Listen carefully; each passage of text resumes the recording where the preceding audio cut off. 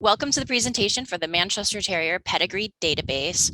This has been many years in the works with a large group of participants from around the world. Many of you are here today, so thank you for joining us.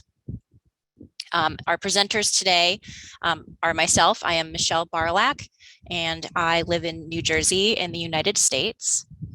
Amanda Kelly, who lives in Nova Scotia, Canada, and Sam Hessel, who lives in California. And as a reminder, this is not a club sponsored or endorsed activity. We want to emphasize that this was being done by just a group of people who got together because they wanted to make this happen. Our discussion topics today, we will go through the goals of this project. We'll talk about the team members and contributors. We'll take you through the process of building the database. We'll give you a demonstration of the breed archive, and we will discuss how you can help and how we can help you. And Amanda will take you through the project goals. Thanks so much, Michelle. When we originally started work on this project back in 2014, our goal at that time was to create a comprehensive pedigree database that would help primarily in health research and population analysis. But we also knew that breeders around the world really needed a pedigree database that they could use themselves. Collectively, we needed a place where we could create and print pedigrees, plan matings, track health information, and see photos of dogs that are behind our own dogs or dogs that we might wish to breed to. So it was important for us that the database be created as a resource for the entire world community. Sophisticated systems like the one that the Breed Archive has put together are built first and foremost on information, however. So before we could even look at how a site might look or how it might function, we first had to come together to put together a database of information. That was the challenge that was faced by our first project team. That group, and you can see the names of those folks on your screen, started from scratch to source out original databases that we combined to create a base of information, and then spent many, many hours correcting errors and merging duplicates.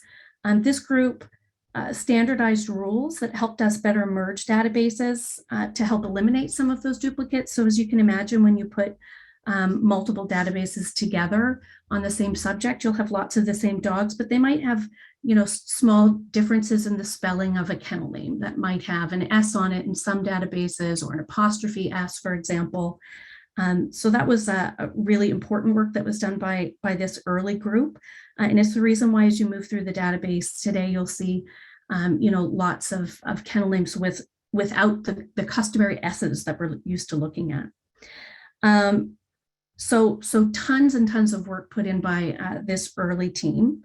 And that group had a bit of a pause in 2018. And then reformed again in 2020. So this second group, project group of volunteers, included many of the folks from the original team, and they revived the previous work. So they took the database that had been put together, again, looked at it, groomed it, added in even more databases so that we could increase the amount of information that we had, and spent many hours bringing the information up to date, individually entering information into our spreadsheet. So those who worked on this project will be intimately familiar with the Excel spreadsheet that we worked from and spent a lot of time staring at it. So just as was the case with the previous team, this project team met regularly, and I think we have lots of folks on the call who took part in those meetings. Everyone will agree that there were lots of challenges in trying to plan meetings that spanned 8 time zones, but we did manage to make our way through it. To create the database, as I said, we did merge many files. So, in total, the two teams combined 7 separate database files.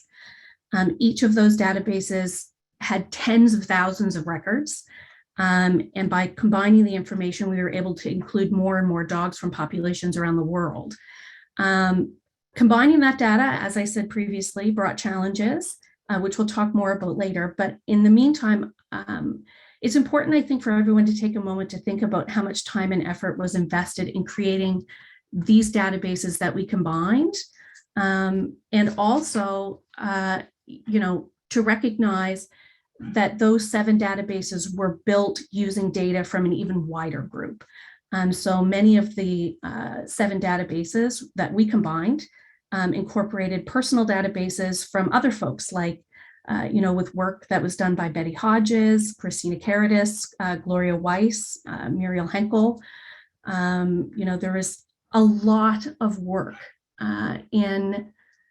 beyond just the project teams in creating the foundation information that we're working from. So all of the people that are mentioned on this slide and the slides before, made significant contributions to the data, and I'm sure many more.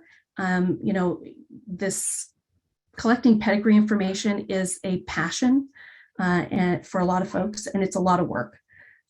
So we are very grateful for the contributions that were made, which represent thousands of hours of time, money, a lot of hard work inputting pedigrees, buying stud books, searching out new sources of information.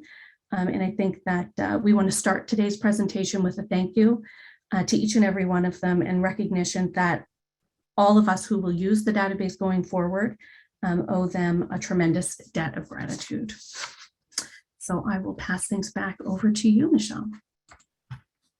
Thank you.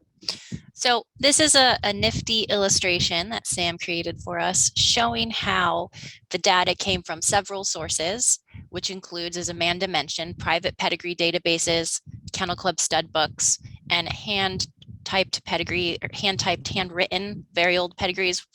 And even the Finnish Kennel Club provided information from their stud books. So we combine all of this together. You can see it combined together in the funnel, and that is how we created the Manchester Terrier pedigree database with over 40,000 dogs and counting. I see many of you have been adding dogs in since it went live on Friday, and we're very excited to see that.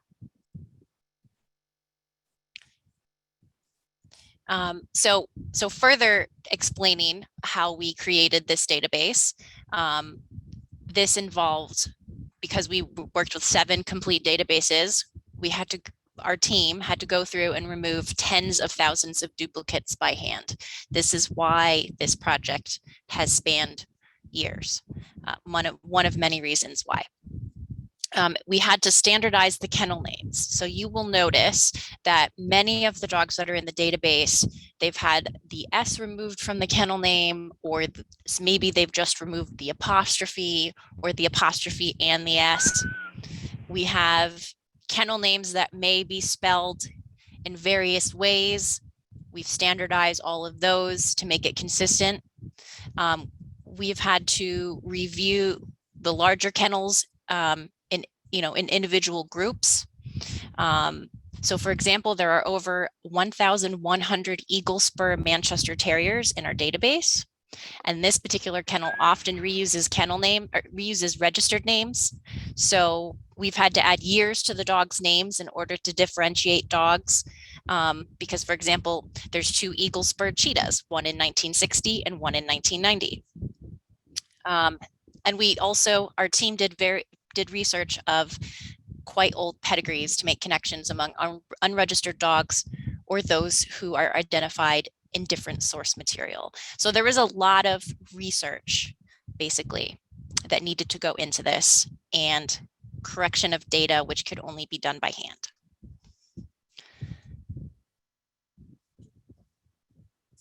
So among the challenges of doing this data merge were the existence of 4 distinct breed/variety groups. As we all know, in part of the world, they are considered separate breeds. In other parts of the world, they are considered separate varieties of one breed. So we had to come up with 4 distinct breed variety groups for the purposes of merging the data. And of course, breed names have changed widely across history, which has an effect across the databases when we merge the databases.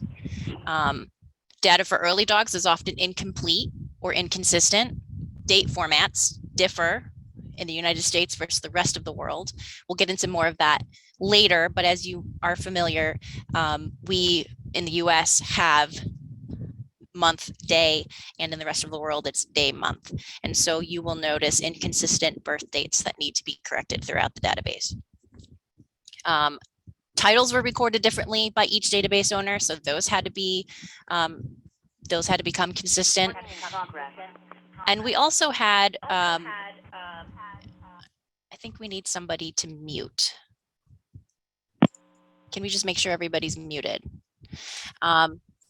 We also had some issues with the standardization of breeder and owner names. So for example, 2 people, we're going to use Batman and Robin as an example. They could be listed as Bruce Wayne and Dick Grayson, or they could be listed as B. Wayne and D. Grayson, or they could be listed as Wayne and Grayson.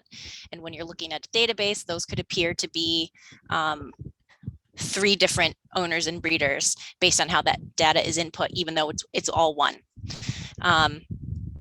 So all this is to say, this database is not perfect. With your help, we can improve the integrity of the data. We'll get into how to do that later. As a general rule, modern information and pedigrees are correct, but as you move further back in history, we know that there are going to be issues. For example, there's going to be duplicates of dogs. This is particularly true in some of the very early dogs in our pedigrees. All of our databases had multiple entries for dogs with single names, like, for example, Prince or Lady. These were common names in the late 1800s, and information on these dogs was collected by many people over many years from sources like show results or early stud books. These records were not as complete or reliable as they are today. For example, the Canadian Kennel Club's early registrations list the same bitch as Dina, Dinah, and Diana. And additionally, without clear information, it's impossible to tell if, for example, Prince, who's in there twice, once owned by Mr. Belcher and once owned by Mr. Lee, could be the same dog with 2 listings because the dog was sold from one owner to the other. So as a result, multiple entries for dogs with common names are entered. It's difficult to distinguish them, particularly when they do not have parents or other identifiable information listed. And we do have some situations where we may have many entries for some names, but again, this is primarily for the older data, not the newer data. So if you're going back 7 to 10 generations, the data should be good. Okay, next page. So we chose the Manchester Terrier, or we chose the breed archive for the database of record. We are very fortunate that the breed archive agreed to host our database for many reasons, but one of which is that this is a free site that is accessible to all. And it's also quite easy to manage and to use. And there's additional features that are available with a paid subscription, but you don't have to have a paid subscription to add dogs and update information or even add photos of a dog. We looked at numerous alternatives, including building our own database. Those proved to be cost prohibitive. It would have cost us tens of thousands of dollars, plus annual maintenance fees. And as we said, this is not a project that belongs to any one club, nor do I believe that we have a club that would really be able to cover those costs without a really heavy lift and a big ask. We explored hiring a team that had already created a database, such as Burner Guard, which is the database for the Bernese Mountain Dogs. It's a really good database, but that too would have been cost prohibitive. And again, the breed archive is free, and it's well maintained by its developers. We did explore several different competing databases, and the breed archive just came out on top every single time we compared them. So without ado, I will turn you over to the capable Sam Hessel, who is going to give you a demonstration and tutorial of the breed archive.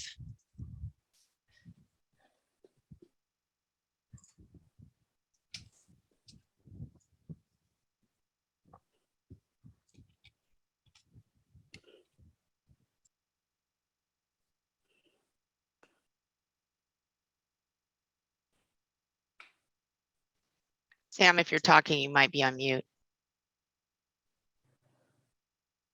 Okay, sorry. I'm sorry. Thank you. Hi, everyone. Hopefully you can see my screen. It's the Manchester and English Toy Terrier breed archive pedigree database. And if you give me 1 second, that's my dog Archie. So we're at the home page, and there's a number of different things we can look at here. We can look at dogs, persons, statistics, and then news or really just articles. You can also search for a dog here. So it's kind of limited, but I just want to show you the different ways we can search as we go through this. So on this one, I'm going to look for Thunder Dragon. And Thunder Dragon has about 12 dogs in their kennel. Somebody yesterday had asked me the question, well, how do you sort these dogs alphabetically so you can take a look at them? And all the dogs are automatically sorted alphabetical by their name. So that was an interesting question to be able to answer. So if we go through here, Thunder Dragon has added all of their dogs, and that's pretty neat. But as you can see, you have to scroll through it and you don't see a lot of information on them. If we go then, we can drill down. You can come down here and you can take a look at what's going on. There's, as of today, there's 4,178 pedigrees. The last one to be edited or something was Corduroy's Emperor. Now, if we go to dogs, what we do is we get recent updates again. So as I mentioned, it was Corduroy Emperors, and we get new information. So Sandy updated this one, and Sandy is from Thunder Dragon, I believe. And so we see a little bit more information here. So we know that Sandy did it. She's a power user, the day she did it, and the time. And I believe the time is GMT, or Greenwich Mean Time, I believe. We can tell that this dog is from the Netherlands, was born in 1974, and is a Manchester Terrier of the UK FCI variety.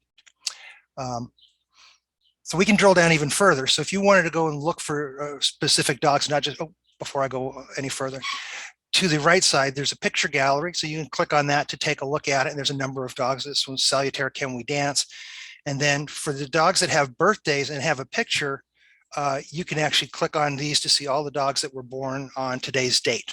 So that's kind of a neat thing to see if you want to just peruse some of those animals. So if we go in here now we're at, we can search for dogs, and there's a number of different things we can actually do. We can search for by their registered name, but you don't really need to know their entire name, and I'll show you that in a minute. If you have their registration number, like let's say you downloaded all your dogs from your kennel club, you could just go in by registration number if they were there and pull them up if we had that. If we have, or if you add to a record the country of birth or the country of standing, you can search by that. That also helps us with statistics, and Amanda will be talking a little bit more about statistics later on and why that's important. You can do sex, you can do variety, call name, or title. So what I want to do is I'm going to show you one here. Oh, you can also, and then there's some other filters with photos, approved for breeding. If you're interested in farming out your stud dog or bitch, and then frozen semen. So frozen semen is an interesting topic. So I wanted to just let everybody know that this is actually a very powerful thing if people want to utilize and share with others that you have semen available. So I've selected standard Manchester Terrier for North America and frozen semen. Now, if I press on it, you'll see all of the standard Manchester Terriers that have semen available for them. So we'll go up, there's 18 dogs where somebody has entered that semen is available. So that's kind of neat. I'm going to come back to this. I'm going to do another search, and then I'm going to go through what all this information here is. So I'm going to clear this, and I'm going to just, as I mentioned, you can actually just sort by any part of a registered name. So I'm just going to search for all dogs that have the word Jet City in their name. And we have 71 dogs that have Jet City in their name. If we take a look at the first dog, this is the one we're going to do some work on because I know it's a complete record. So this is Bellflower Dr. John at Jet City. Looking at this, he's a male. This little icon says he's got frozen semen available. And the reason I'm bringing this up is the more information that's in a dog's record, the more icons that start showing up that you can spot real fast. We know his name is Doc. He's got his registration number. He was born in the United States, which appears here. He was born in 2013. He's a standard Manchester Terrier, and his country of standing is the United States. So let's go in here and take a look at Doc. So this is the record that we have for Doc. We can see that Lisa Nonog, who is the kennel owner of Jet City, had recently modified Doc's record. We can see the date and the time as we saw somewhere else. We can also take a look at change history.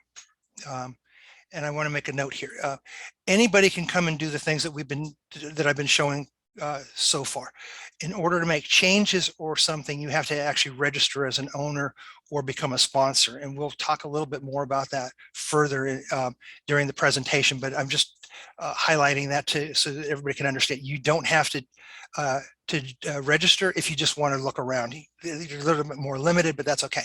If you are registered, you can actually make changes. So if we go into the change history, you'll see I've been working with Doc for a while here. So there's 5 different versions that have been put out or have been worked on. So there's the first one, 4 by me, and then 1 by Lisa. So if we went to these 2, you click on 2 of them, what it allows you to do is see what the changes are between these 2 versions. And we just start scrolling down.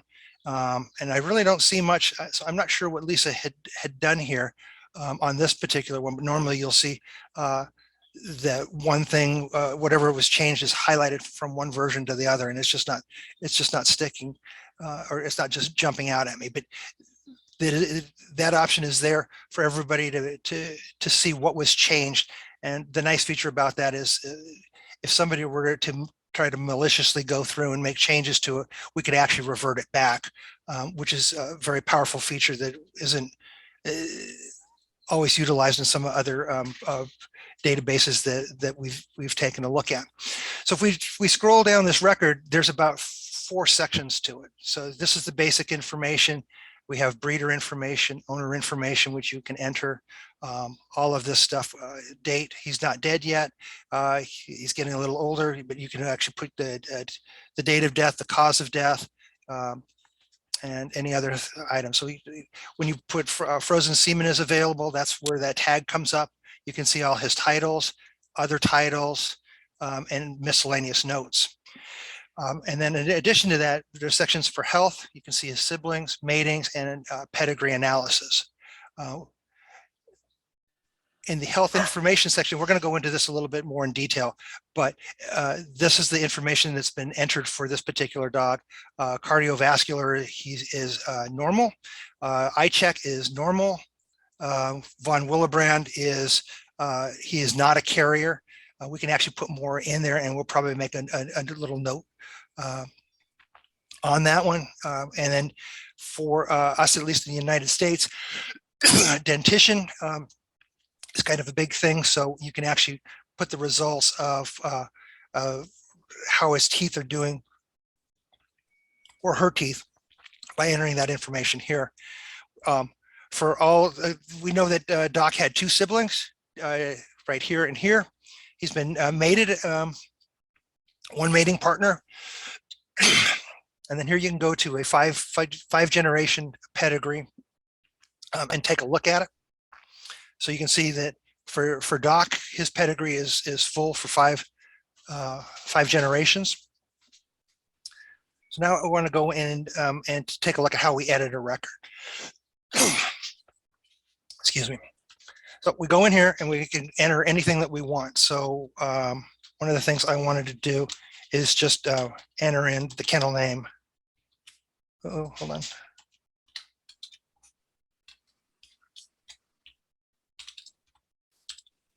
So, oh,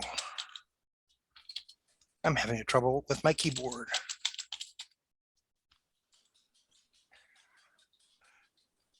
So I start typing in bellflower, and I am having a problem with my keyboard.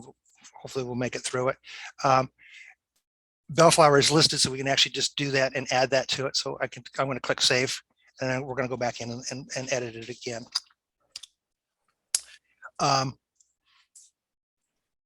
I want to go over to health. As I mentioned, there's some information here that I just wanted to touch base on. So you have to confirm that you're either the breeder, the owner, or authorized by one of those two people to enter in information on the health of any dog. And that's just to protect the dog. So as you can see here, we have some information that's already been entered. Cardiovascular, you can actually put in additional notes. So on this one, for this particular dog, it had an OFA test. Here's the number of it, what it was, the result, the eyes, and then von Willebrand. So he wasn't actually tested, but we're going to just go and take a look at this. So you would come in here and you would click whatever the value is. So I'm going to put it as unknown because he's not he wasn't tested. But then if I change it to this to say that he was clear, then you would put in the date of the test, and there's a calendar here for you to pick. And then if you wanted to add something else to it, let's say like he was clear, you could just put clear there, and then you would save it. Since that isn't correct, I'm just going to cancel that out. Oh, I'm not going to do that yet. Hold on. Sam, yes. I just wanted to jump in for a second and say another example of something that you might want to put in the notes, especially if it's VWD. Oh, that's right. If you were around prior to the availability of the genetic tests, you probably remember when we used to do the blood assay testing. So what I would do in this case is I would put in the dog's status and then indicate in the notes that it was via blood test so that people understand. The importance of that is that it was not considered as accurate as the DNA test. It's just good to know to be able to differentiate. And then the second comment I wanted to make is that you don't have to fill in all of this health information. This is sort of like a quick pick menu of common health checks that are done in the breed around the globe, and just fill in what you have. You can just select the ones that are applicable to your dog. I know personally, there were not, most of these health tests weren't available, for example, when my mother was breeding. So when I'm updating her dogs in the database, a lot of these might be blank. We just didn't have the availability of a lot of these tests back then, and that's okay.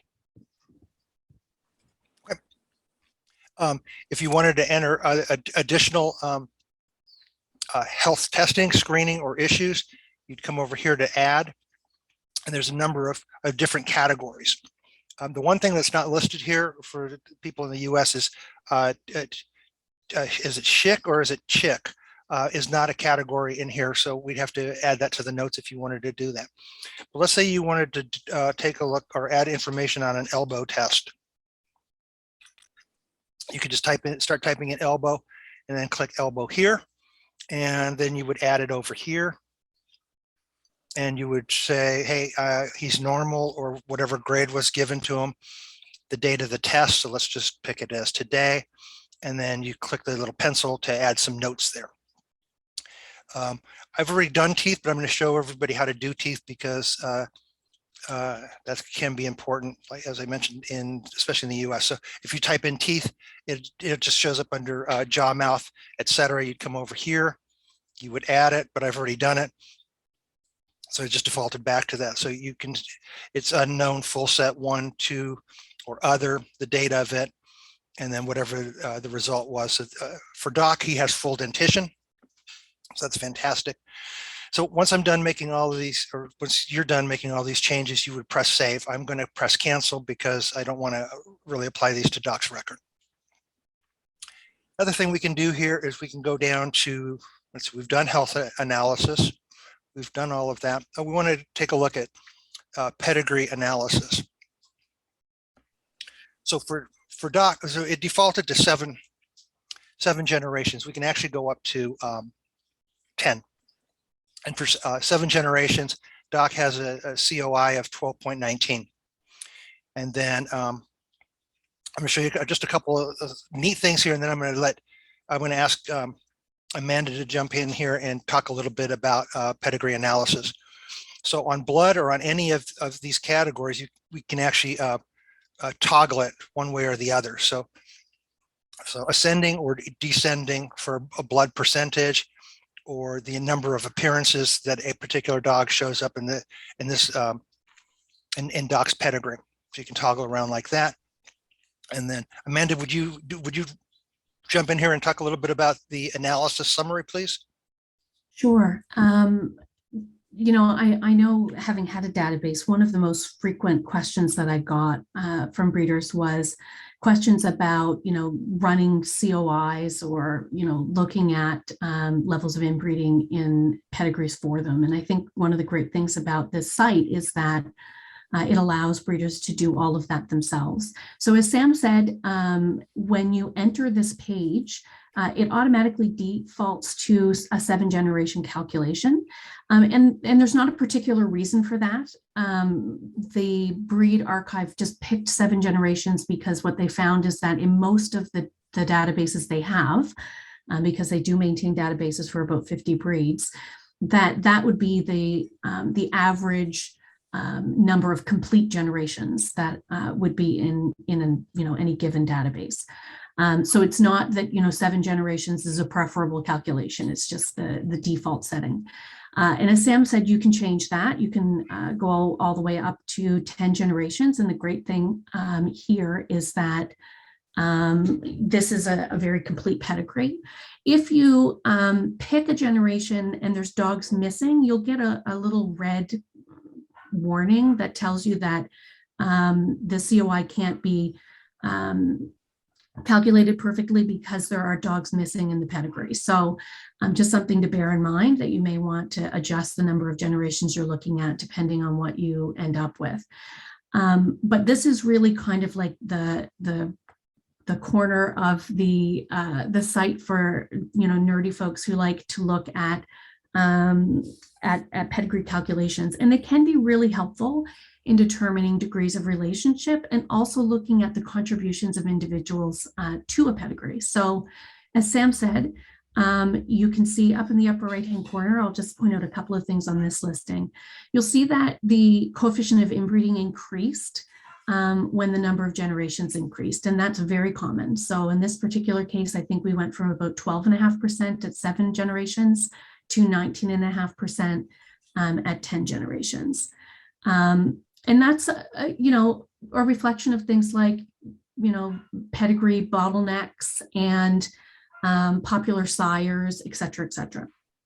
You'll see on the left-hand side of the first block some information about the pedigree itself. So you know that in a 10-generation pedigree, the maximum number of individual dogs that you could have would be a little over 2,000. The actual number of ancestors in this dog's pedigree is 235. So, that's a pretty marked difference. And one of the reasons for that, you can see, if you look down below, the column that says percent blood, it'll kind of show you the contributors to a pedigree. And right beside it is appearances. So I'm going to get you to sort that appearances column. And again, please. You'll see that solitary word to the wise appears 93 times in this dog's 10-generation pedigree. So, that would certainly cut down on the number of unique ancestors when you have a single dog appearing that many times.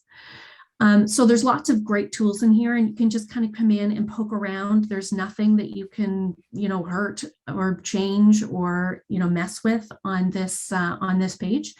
And lots of useful information to be found as well, I think.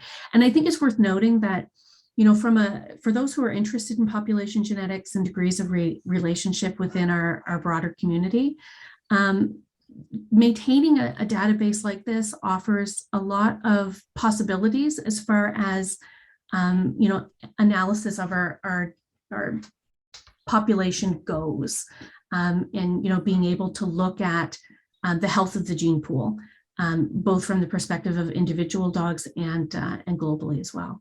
So I'll hand it back to you, Sam. And I just wanted to note, I think when we were on the last page, we skipped over the health analysis. Yep. I'm going to go right back to that. Awesome. Yep. So here's the health analysis, and I'm going to show you that. So when we do a health analysis, you can take a look at it in his pedigree. So for any of the dogs that have health information entered, it is shown. And if there is no information, then it's blank, but it'll still show you the COI. And then you can scroll down, and then you can take a look into his pedigree and see birthdays, the year of death, if there was one, cause of death, and then what kind of tests were done on those particular dogs. Amanda, was there something you wanted to add to this? No, I just say that, the information, the health information and the health tools are really only as good as the information that's entered. So, we've done a lot of work over the years doing things like health surveys. This particular system, if it were used universally, would probably eliminate the need for us to even do them, because we'd be able to look at things like, what types of issues are affecting our dogs and at what ages. What are the causes of death? That's a really interesting and important piece of information to have. So, it's just a note to encourage everyone to go out there and add the information in. Add the information in if they fail the test too, because that is just as important. If we only enter in the dogs who pass their health testing, we're not going to be able to make educated decisions as a whole. That's right. So the great thing about the health screen that Sam demonstrated before is that you can enter things that are results of different tests, but you can also just enter in conditions that a dog may have had. So, if you have a dog that had Addison's disease at some point in its life, you can go in and just add that the dog had Addison's disease, which is an important piece of information for people, not only breeders to have, but, potentially for, pet owners that own dogs that are related to yours when they're dealing with a health issue and are looking for information. Anyways. Yep. So I just jumped back to entering health. So there's actually a place for like accidents and injuries. So if you wanted to enter any of those, there's a whole list of other ones, including unspecified, that you can go into and add additional information. So I thought that was kind of interesting. So we'll cancel out of that. We're going to go back to cancel that. And I want to just show one more thing on Doc's record. When we go in and edit, this is really neat.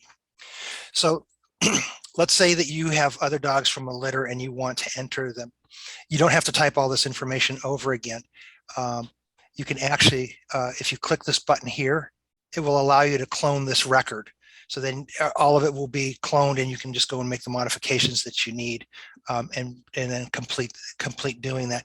I haven't done that yet because I didn't have an extra dog to do. But I wanted to point that out to you. So that's kind of an overview of how you can go in and enter information, modify information, and the different things that you can take a look at on a particular dog. So I'm going to exit out of that because we don't want anything like that there. And now what I want to do is I want to jump to add a dog. And so here we can add a dog, and most of us who've been working on this, we always miss the add litter for some odd reason. But today I'm going to add a litter, just to kind of show how neat this is. So we'll do one real fast, and I don't know if I'll do the whole litter, but I'll do part of a litter. So this is the sire is this. And if you notice, I have an apostrophe in this dog's name, but it doesn't really have one in his record, but it still pulled it up. If it didn't pull it up, you might try searching without the S, because it could just be missing the S and it won't match it. So I'm going to say this is the dog I want for the sire, and then this is the dog I want for the dam. And then I'm going to, whoops. And what I did is I tabbed out of it, and you can't do that. You actually have to wait for it to go and find the dog's name. And I know that this one was in there, so that's kind of neat. And then this these dogs, this litter was born on the 3rd of April. So this dog's mom is pretty busy right now.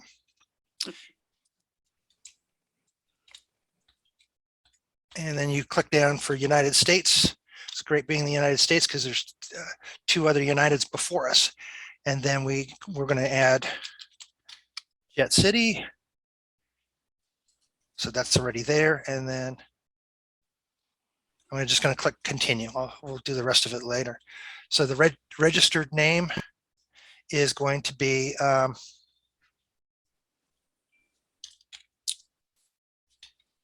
Jet City Brown, because they don't have names yet.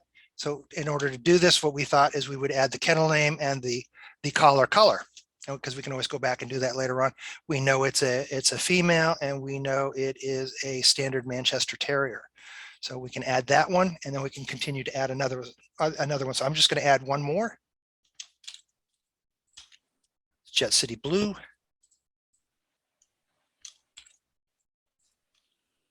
It's a female as well, and it's a standard Manchester Terrier. So then I'm going to click save, right? Okay, so now we have Brown. So I'm going to demonstrate how to add a picture. So we got a nice picture of mom and all the babies here. So that's what I'm going to add. So we're going to come over here to photos. We're going to upload a photo. So you click here to select the photo. And sorry, where's mom? I think this is a fun one of mom. So you can put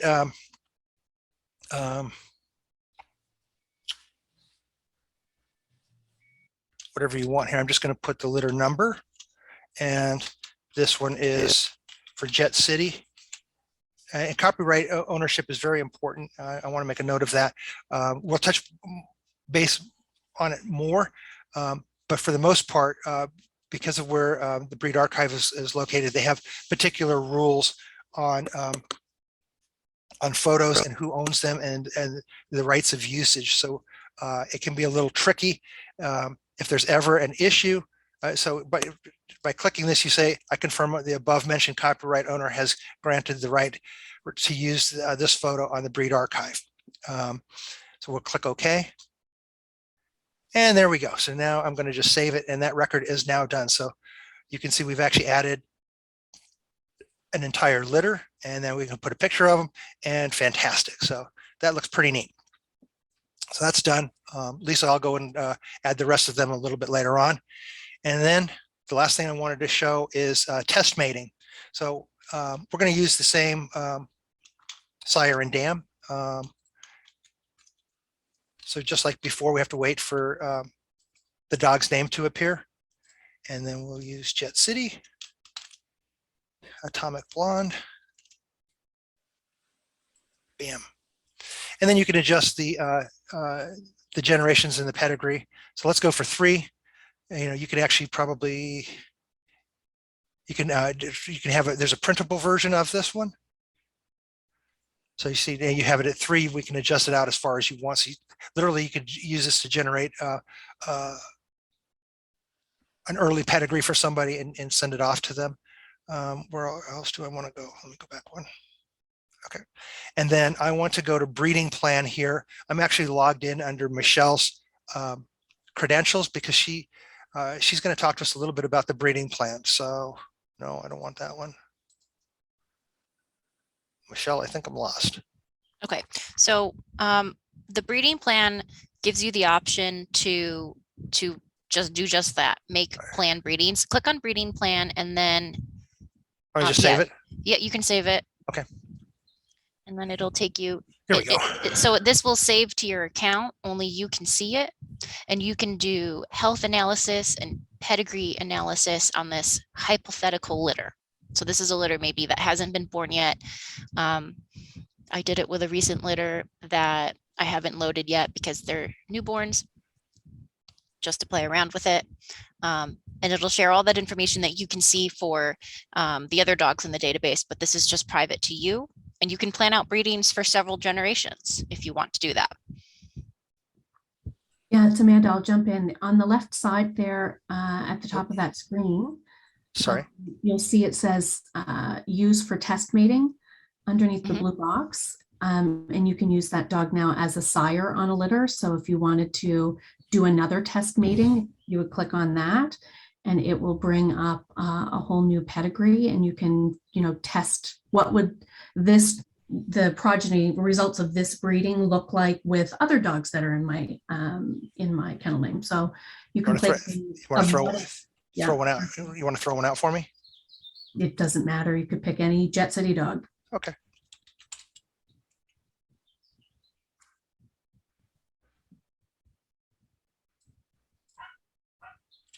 Okay, and then you do the same thing, right? You can save this dog now, so you can plan several generations of breedings in advance, or try with a dog with many different potential mates, and look at the pedigree analysis and information on those dogs.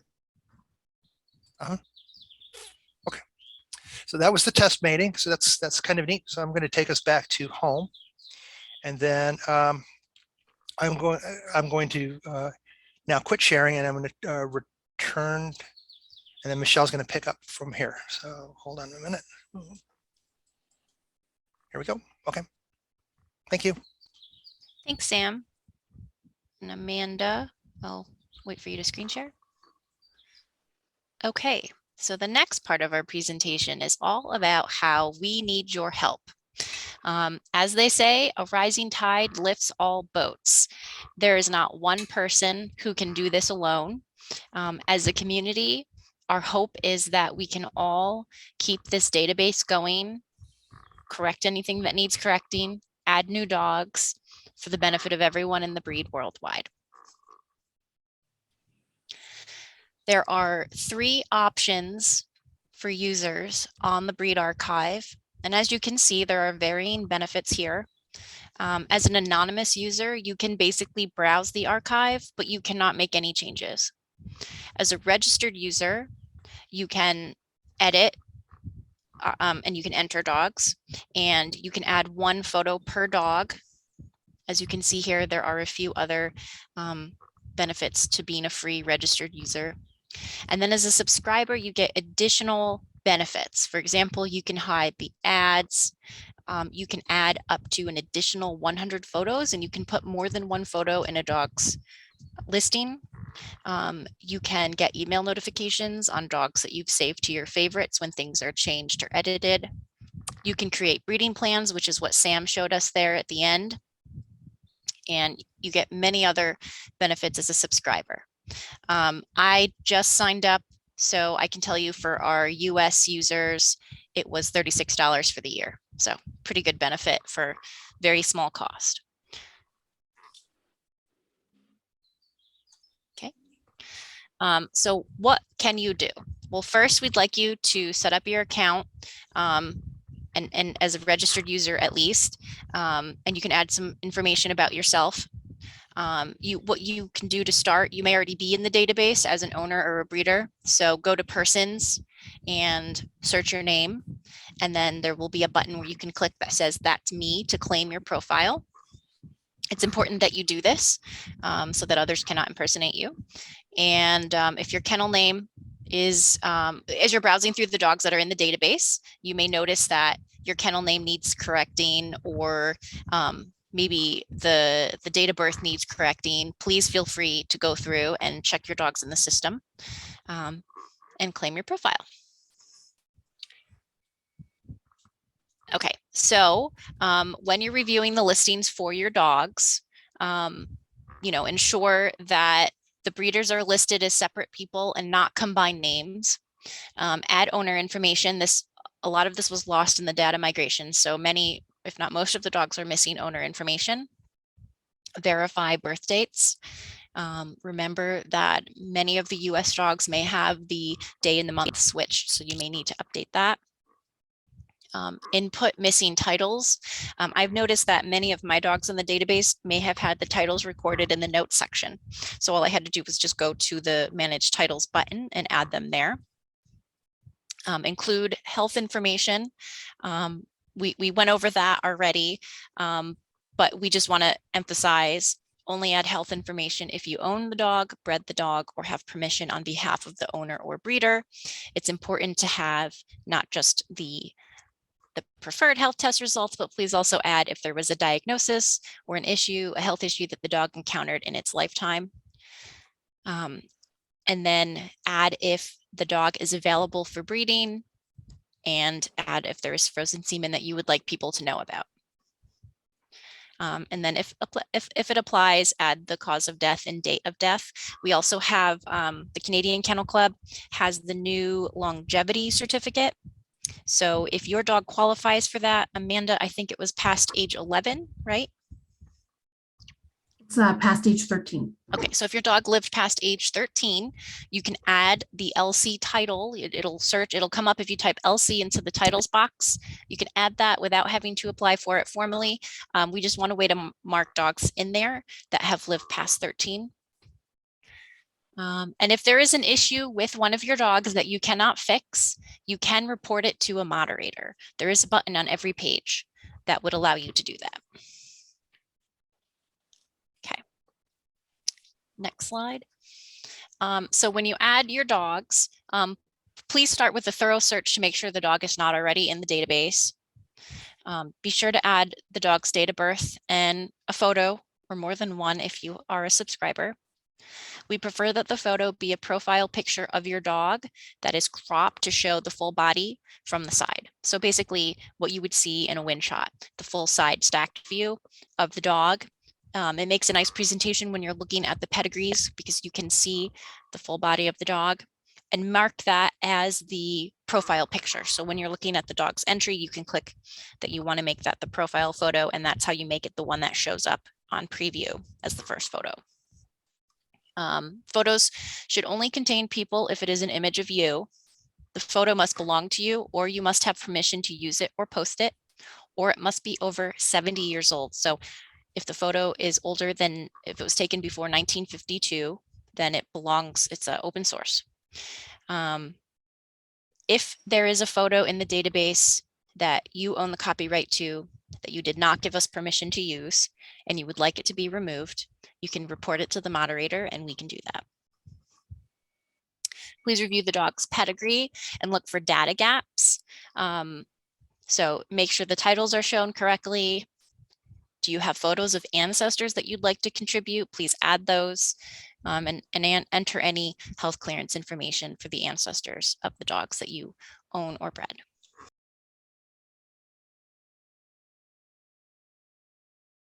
You know, adding awards and titles to your dog's listing is important. We obviously want to showcase the achievements of our dogs and our breed. You'll find that there's the Breed Archive has a pretty complete list of titles from around the world. They don't have absolutely everything, but you'll find, you know, for example, you can find world winner titles, and it'll provide a space for you to type the year that you that win was earned. You can, you know, add most of them you will find in there. If you kind of come upon some titles that are not in there, you can add them in. So there's a few examples where we expect that we'll see that. So for example, the Breed Archive won't have any club titles or awards. Things like Hall of Fame, like maybe annual awards that are given out if they are a prefix or a suffix. I've put two examples here on the screen. So we've already added in the Hall of Fame and the Register of Merit for both the American and the Canadian Club, keeping in mind that this is an international database. If you anticipate that your club award has the same name as a club award for another club in another country, then you know you want to make sure that your entry would distinguish between them. So we've added AHOF and CHOF for those reasons, and the same for the ROMs. We've also added, as Michelle said, the longevity certificate. So I see Penny Ann is here, which is wonderful. Penny Ann has done an absolutely fantastic job with keeping that program going. And we still will be offering the ability for folks to receive a certificate of longevity from the CMTC. But as far as the database itself goes, you can certainly use the LC suffix after your dog's name without registering with the CMTC. And I think that when you go through pedigrees, and we've seen how visual the pedigrees in this system are, it can be very helpful to look at a glance and be able to see, which dogs, potentially lived a very long life. And if there are multiples in a pedigree, perhaps that's helpful information for you to have. We're in the process of adding the AKC National Owner Handler Series levels of achievement as well.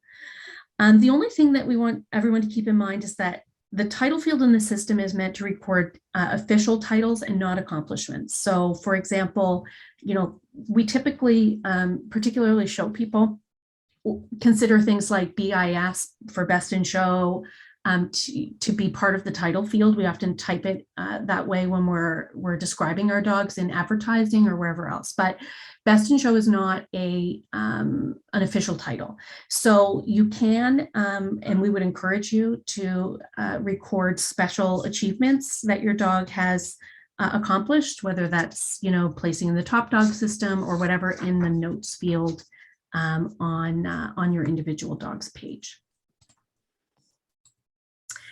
And Michelle touched on a few of these, but it's worth reiterating that, we all have a role in fixing errors in the system, many of which stem back to either merging data or the import into the new system.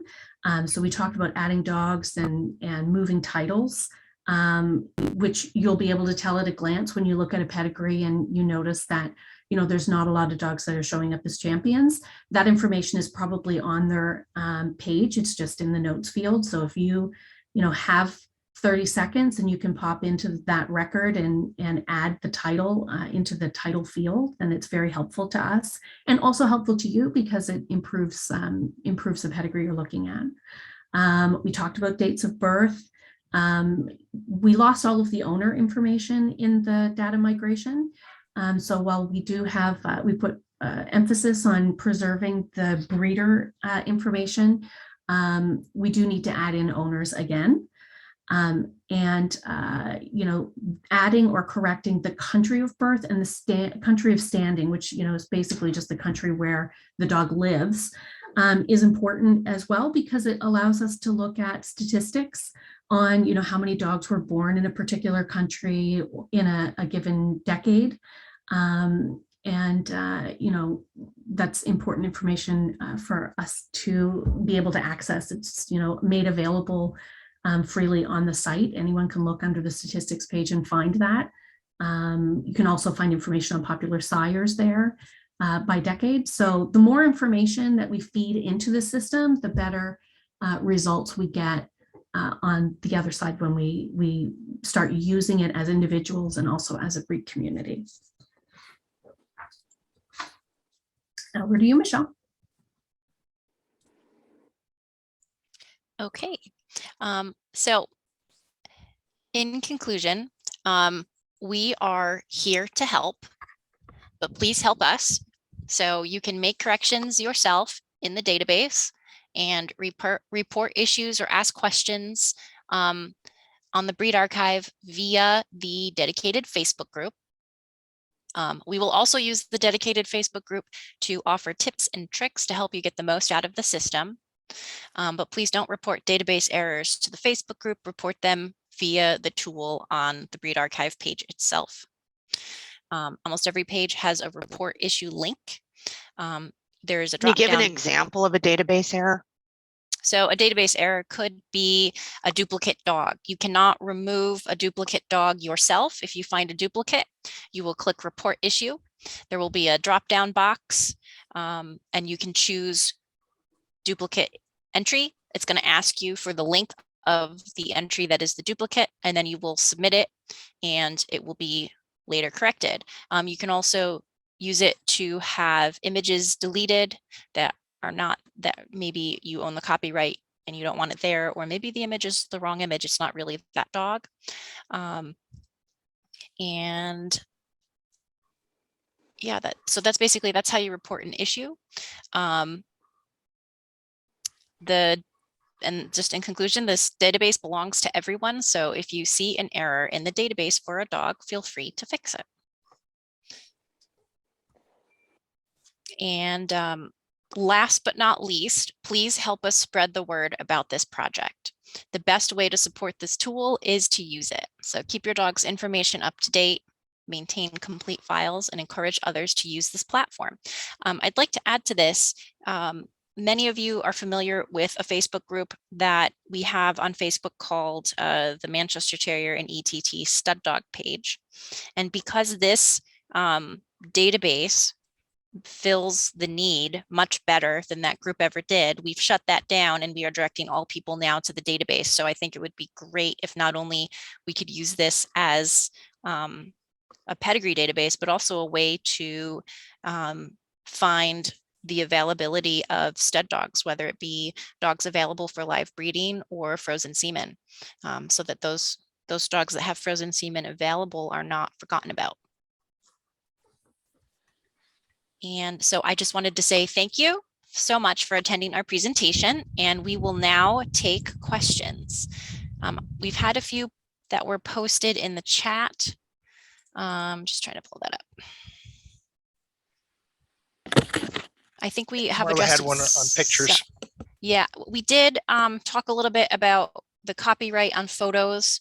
You know, we talked a little bit about that too as a group, and I believe the consensus, Amanda, was that obviously if you took the photo, you own the photo. If you purchase the copyright on the photo, then you own the photo. You can do that with some photographers. Otherwise, you should have permission of the copyright owner to share it. You can include that person's information when you upload the photo. And then in general, if you've purchased a show photo, a win photo that you want to use in the database, we think that, you know, feel free to use it. If that is an issue, we can always remove things later. But we, you know, Yeah. the photographers know that we're purchasing these photos for a particular reason. Well, and I think too that we have to kind of think about the reasons why we're sharing photos. So, you know, there's certainly official rules that will be applied if there is a complaint and the photo doesn't meet the requirements of the site. Then certainly the rules that are in place will be followed, and photos will be removed, or they'll be, you know, whatever action is required will be taken.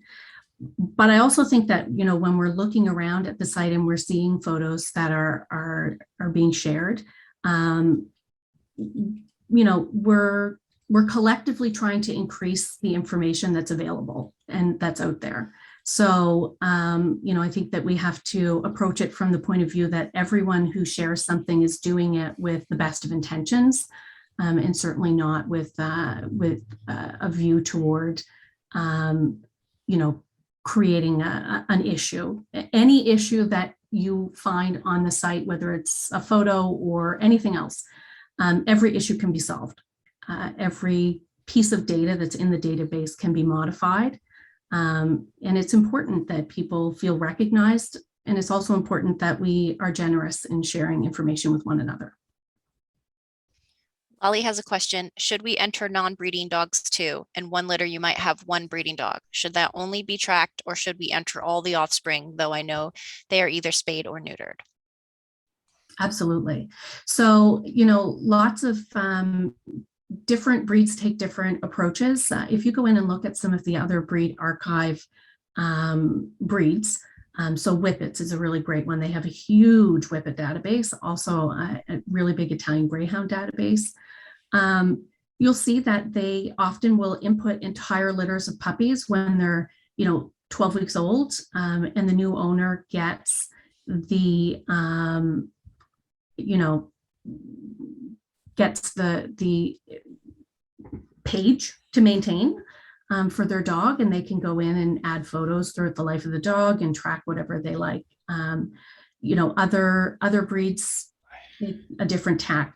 I suspect that probably what we will see is that, you know, breeders will have a vested interest in adding information on dogs that they're showing or breeding. And so they will be more common, but I do think that we probably should encourage pet dogs to be added as well, because it gives us a better picture of our population. And health. Absolutely. Dorothy says, I have dogs born in Canada and the US. Do I register them with the Danish registration number they get from the Danish Kennel Club or with the original number? It doesn't matter. I think it's just a matter of making sure that it's a number. It's not an official registry. I think that, we just, keeping in mind, this is just for recording information.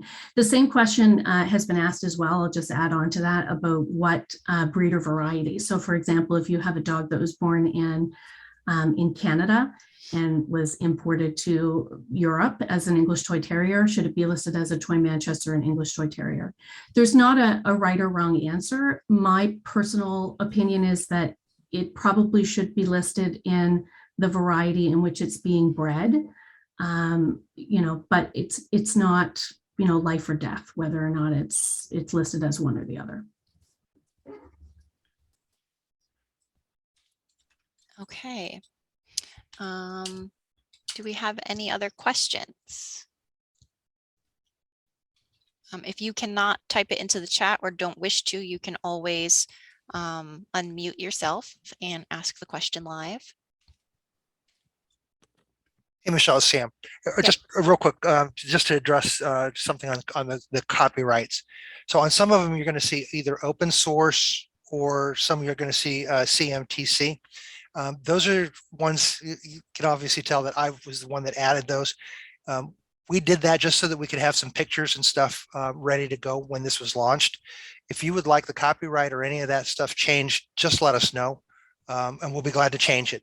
That's why I either put open source because we found it somewhere that's on the internet, so it's kind of out in the wild, or the ones for the CMTC is so we knew where we got them, basically, so that if there was an issue that came up, we could go and correct it, and we'll be glad to do any of that. It was, like I said, nothing bad about it. It was just we wanted to have pictures up there so people could appreciate how wonderful the site can function. Thanks, Sam.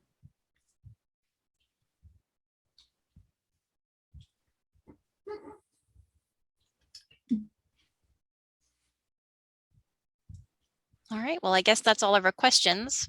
Thank you everyone for joining us, and thank you Amanda and Sam for hosting and doing a lot of the work on this. It is much appreciated. Oh, absolutely.